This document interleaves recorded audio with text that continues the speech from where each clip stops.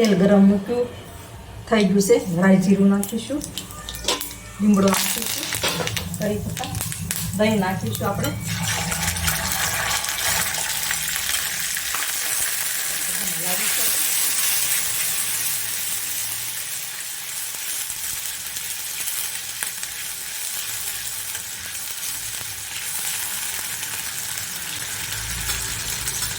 હિંગ નાખીશું, હળદર નાખીશું, કાશ્મીરી લાલ મરચું નાખીશું,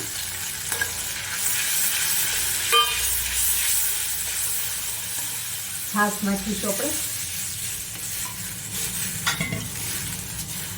સ્વાદ મુજબ મીઠું નાખીશું. બચેલા સરગવાના પાનના પુડલા છે તેને આ રીતે ઢોકળી ટાઈપ કરી નાખીશું. આ રીતે હાથેથી ઢોકળી કરી નાખી છે. હવે આપણું આંધણ ઉકળી ગયું છે તો આપણે આ ઢોકળી બધી એમાં નાખી દઈશું અને 5 મિનિટ ચડવા દઈશું. આપણે 5 મિનિટ થઈ ગઈ છે. આપણા સરગવાના પાનના પુડલાની ઢોકળીનું શાક બનીને તૈયાર થઈ ગયું છે. તો તમે પણ આ રીતે બનાવજો. મારો વિડીયો શેર કરજો, લાઈક કરજો, ચેનલ સબસ્ક્રાઈબ કરજો, બેલ આઇકોન દબાવવાનું ભૂલતા નહીં, કમેન્ટ પણ લખજો.